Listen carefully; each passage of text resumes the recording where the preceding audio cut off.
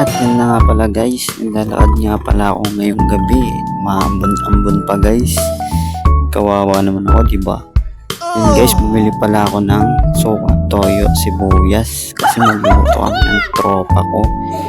Adobong isda. Ayan guys, naglalakad ako dyan guys. Medyo malayo eh. Ayan, madilim pa guys. Papunta ako niyan guys sa kubo ng tropa ko. Kasi doon kami magluluto ng isdang adobo.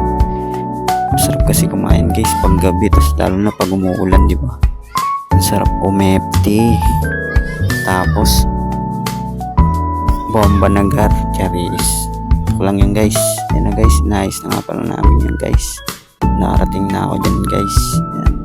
Nice, ayos na pala namin isda guys. Tapos yung tropa ko naghihiwa na din ng pangrekado para sa isdang lulutuin namin. Ayan guys, madami-dami rin yan, pero dalawa lang kami kakain guys.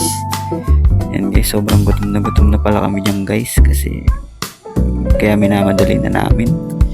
Ayan guys, nalagay na ng tropa ko yung recado sa kaldero. Tapos yung lutuan pa namin yan guys, medyo hindi nahugasan yung gilid, kaya sobrang itim. Ayan guys, pinipirat-pirat ko pa yan guys yung mata ng isda, kasi akala ko nakatingin sa iba, yung pala sa akin. What the fuck, charis. Ayan guys, iniway man ng tropa ko na yan. Nantay-antay, pa-video lang ako dyan guys. Yan, magmamadali ng tropa ko. Kahit madali ang luto guys, pero masarap guys. Yung adobong isda, talagang empty kami pagkaluto eh.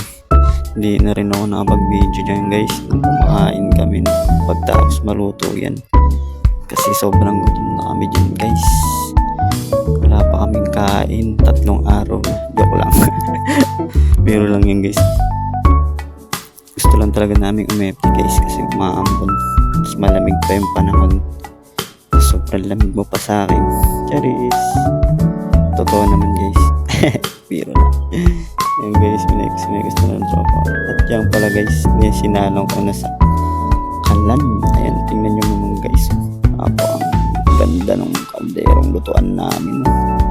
Ayan guys, papayapan ko pala yan dyan guys para maluto agad. At makakain na kami ng tropa ko. Ayan, kasi yan lang maambag ko dyan eh. Yung taga-baypay, tapos taga-bili ng toyo at suka at sibuyas. Ayan guys, pagluto yan, FT na kami dyan guys. Hanggang dito na yung video ko guys. Salamat po sa inyong panonood.